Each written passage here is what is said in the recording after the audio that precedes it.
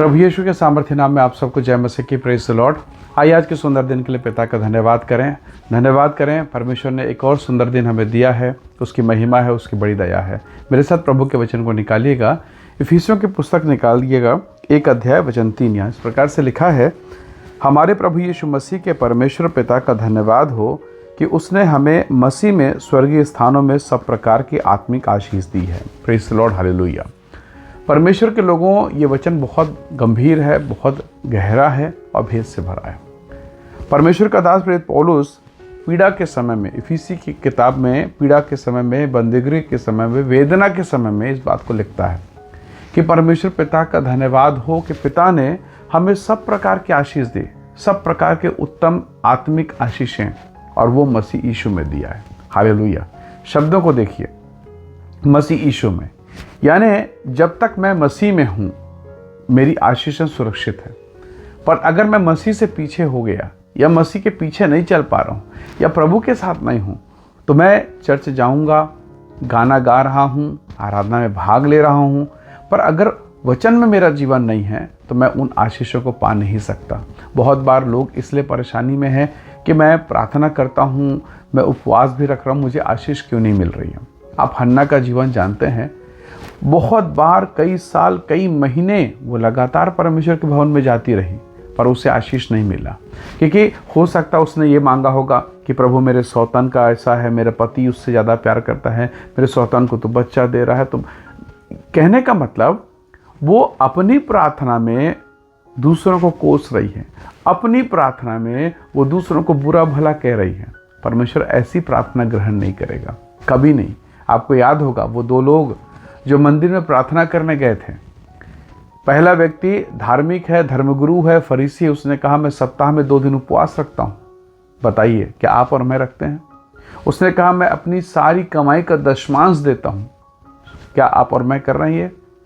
उसके बाद वो कहता है मैं व्यभिचार नहीं करता, मैं बुरा काम नहीं करता, व्यवस्था की सब बातों का पालन करता हूँ, आज्ञाओं को मानता है वो। और फिर भी प्रभु यीशु मसीह ने कहा ये नहीं जाएगा। तो सोचिए तो सही, फिर कौन जाएगा? तो प्रभु ने कहा एक और व्यक्ति है जो उसी मंदिर में, मंदिर के बाहर चौखट के पास छाती पीट पीट के रोते हुए कहता कि हे खुदा, हे परमेश्वर, हे ईश्वर, मैं आपके लायक नहीं, मैं पापी मनुष्य, मुझ पापी पर दया कर। वो छाती पीट पीट के रोता है। प्रभु यीशु मसीह ने कहा ये व्यक्ति नहीं जो दशमांश दे रहा है, भेंट दे रहा है, प्रार्थना कर रहा है, उपवास कर रहा है, ये नहीं जाएगा, क्योंकि इसका हृदय सही नहीं है, इसका जीवन सही नहीं है। ये शब्दों के आधार पर चलता है, आत्मा के आधार पर नहीं चलता। वो जो बाहर है वो सच्चाई के साथ कहता है कि मुझसे गलती हुई प्रभु, मुझसे अपराध हो गया है, मैं बिछड़ गया हूँ, मैं पिछड़ा गया हूँ। परमेश्वर के लोगों, दाऊद कहता है भजन 51 में कि परमेश्वर हृदय की सच्चाई से प्रसन्न होता। उसको पता है ना, मैं नहीं चल पाता हूँ, मुझसे गलतियाँ हो जाती, परमेश्वर को पता है। मैं नहीं बताऊँगा तब भी पता है, और मैं बताऊँगा तब भी उससे मालूम है। पर परमेश्वर का वचन कहता है वो सच्चाई से, हृदय की सच्चाई से प्रसन्न होता है। हालेलुया। तो प्रभु के लोगों, परमेश्वर के लोगों, जरा सोचिए तो सही, मैं प्रभु से क्या छुपा सकता हूँ? कुछ भी तो नहीं, सब उसे पता है। तो बेहतर है मैं सरेंडर कर दूँ, बेहतर मैं परमेश्वर के साथ चलूँ। तो हन्ना कई वर्षों से संगति में है, प्रार्थना में है, उपवास में है, विलाप में है, आंसू में है, प्रार्थना सुनी नहीं गई। पर एक दिन उसने कहा, उसकी प्रार्थना बदली। उसने कहा प्रभु यदि तू मुझे एक बेटा दे दे, ये बेटा तेरी सेवा के लिए मैं तुझे दे दूंगी। बस मेरा नाम धराई तू दूर कर दे, मेरा कलंक दूर कर दे, बस ये तेरा होगा। परमेश्वर ने प्रार्थना सुन लिया। Praise the Lord, hallelujah. बहुत बार हम ऐसे ही करते हैं, हमारी प्रार्थनाएं वैसी होती हैं कि जब हम प्रार्थना में होते हैं किसी बात को कोसते हैं, कुड़कुड़ाते हैं, फुड़बुड़ाते हैं। धर्मगुरु, यहूदी धर्मगुरु, फरीसी, इनकी प्रार्थनाएं ऐसी हुआ कर। वो बड़ी लंबी लंबी, बड़ी चौड़ी चौड़ी कपड़े, बड़े चौड़े घेरेदार कपड़े पहनते, लंबी लंबी प्रार्थनाएं करते हैं। परमेश्वर के वचन में लिखा मत्ती के सुसमाचार में, इनकी प्रार्थना घृणित है। परमेश्वर ऐसी प्रार्थना को कभी कतई बर्दाश्त नहीं करेगा, वो सुनेगा ही नहीं। तो कैसी प्रार्थना चाहिए, कैसा जीवन चाहिए? वो जीवन जो पवित्रता से भरा हो, वो जीवन जो आज्ञाकारिता से भरा हो। परमेश्वर के लोगों, मैं और आप धोखा देने में एक्सपर्ट हैं। आप कहेंगे ये कैसी बात है? बिल्कुल, सोचिए तो सही।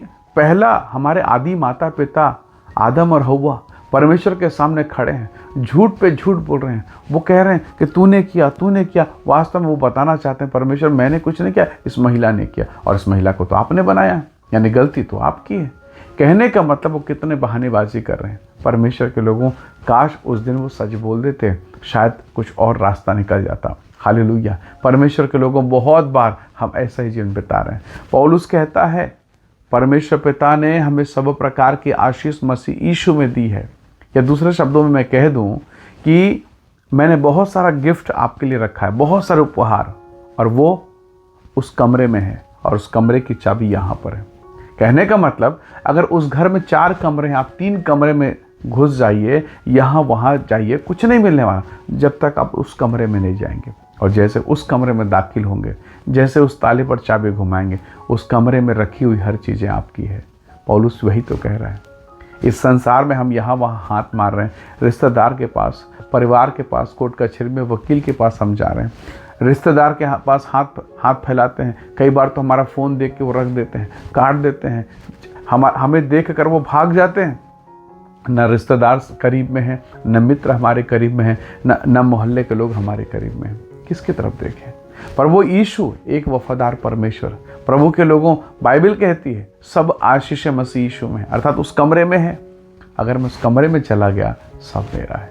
इसका कहने का अर्थ ये हुआ कि अगर मैं मसीह में हूँ, सब कुछ मेरा है। Praise the Lord. ये सब परमेश्वर ने आपके लिए बना के रखा है। इसके आपको कुछ करने की आवश्यकता नहीं। जो कुछ करना था प्रभु यीशु मसीह ने आज से 2000 साल पहले क्रूस पर कर दिया है। आपको और मुझको कुछ नहीं करना है, बस उस कमरे में दाखिल होना है।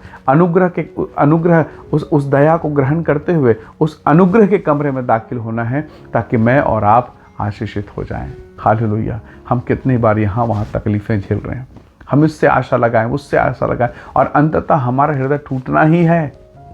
पर परमेश्वर का धन्यवाद, बाइबल कहती है वो टूटे हृदय वालों का परमेश्वर है। वो टूटे और फिर से हृदय को कभी भी तुच्छ नहीं जानता। यदि आज आप दुखी हैं, निराश हैं, हताशा है, व्याकुलता है, पौलुस के वचन को स्मरण कीजिए। पौलुस कहता है प्रभु का दास होकर कि हमारे लिए सब प्रकार की उत्तम आशीष प्रभु यीशु मसीह में रखी है। यदि आप यीशु के पीछे चले, आप आशीषित हो जाएंगे। आप प्रार्थना में हैं, प्रेयर में हैं, पवित्रता में, धार्मिकता में हैं, ब्लेसिंग आपकी है। हालेलुया। याद रखिएगा, दिखावे का जीवन, बहकावे का जीवन, बाहरी जीवन परमेश्वर को बिल्कुल पसंद नहीं। वो हृदय की सच्चाई से प्रसन्न। आप जैसे भी हैं, जिस दशा में हैं, जिस परिस्थिति में हैं, प्रभु के पास खड़े हो जाइए। आपको याद है नामान सुरयानी, क्या जीवन था उसका? वो खड़ा हो गया, परमेश्वर ने उसे चंगा कर दिया। हालेलुया। सारा का जीवन देखें, शमशौन का जीवन देखें, दाऊद का जीवन देखें। ये जिस दशा में थे, उसी दशा में प्रभु के सामने खड़े हुए, प्रभु ने उन्हें बनाया। परमेश्वर के लोगों, एक खराब से खराब लकड़ी का टुकड़ा दीजिए, बड़ा ही उसे कुछ ना कुछ जरूर बना लेगा। एक खराब से खराब पत्थर दीजिए, एक शिल्पकार उसे बेहतरीन मूर्ति में बदल देगा। हालेलुया। शायद आपका जीवन खराब है, पति का जीवन बेकार है, बेटा बेटी का जीवन गड़बड़ हो गया है, पूरा परिवार टूट गया है। खराब चीज़ों को वो बना सकता है। वो बनाने वाला परमेश्वर है। उसने तो शुरुआत ही बेडौल और सुनसानपन से किया। बाइबल खोलिए, निकालिए और पढ़िए, वहाँ लिखा है पृथ्वी बेडौल और सुनसान थी, परमेश्वर का आत्मा मंडलाता था। यदि कुछ खराब हो गया है, कुछ चीज़ें बिगड़ गई है, चाहे वो आपका शरीर हो, आपका जीवन हो, आपके जीवन की चंगाई हो, प्रभु से कहे खुदावंद दया कर, तू तो बेडौल को बना देता है, तू तो निर्जीव में अपने प्राण फूंकता है, तू आत्माओं को फूंकता है। निसंदेह वही परमेश्वर आपके घर में, आपके परिवार में फिर से नया काम करेगा और आपको हर्षित करेगा। प्रभु के लोगों, पेड़ काट डाले जाते हैं, पर अगर जड़ बना हुआ है, एक समय आएगा फिर से वो लहलहाएगा। यदि आपका जड़ प्रभु में बना हुआ है, भली विपरीत परिस्थितियाँ आई, समस्याएं आई, प्रभु आपको एक बार फिर से उठा के खड़ा करेगा। बाइबल कहती है धर्मी लोग खजूर के समान हैं। हालेलुया। जो रेगिस्तान में लहलहाते हैं, वैसे ही प्रभु आपको भी अपनी महिमा के लिए इस्तेमाल करेगा। आइए दुआ करें, परमेश्वर के नाम का धन्यवाद करें और सब प्रकार की निराशाओं को प्रभु के हाथों में सौंपें। याद रखिएगा, सब प्रकार की आशीषें आपके लिए, मेरे लिए मसीह यीशु में सुरक्षित है। आइए दुआ करें। प्रेमी अनुग्रहकारी स्वर्गीय पिता, मेरे प्रिय भाई बहन के जीवन पर दया कर। सब प्रकार के नकारात्मक बातें, डिप्रेशन, तनाव, बीमारी, रोग और श्राप प्रभु यीशु के नाम से दूर हो। अपनी महिमा, अपनी सामर्थ्य प्रकट कर, अपने वचन के द्वारा हमें आशीषित करें और आपकी महिमा का आत्मा हमारी सहायता करें। जितने लोग इस संदेश को देखते सुनते हैं, वे सब प्रभु यीशु के नाम से आशीषित होने पाएँ। पिता सहायता करें, आशीष दें। धन्यवाद पिता, प्रार्थना सुनने के लिए प्रभु यीशु के सामर्थ्य नाम से मांगते हैं, आमीन आमीन। प्रभु आप सबको बहुत ऐसे आशीष दे। Praise the Lord. जय मसीह की।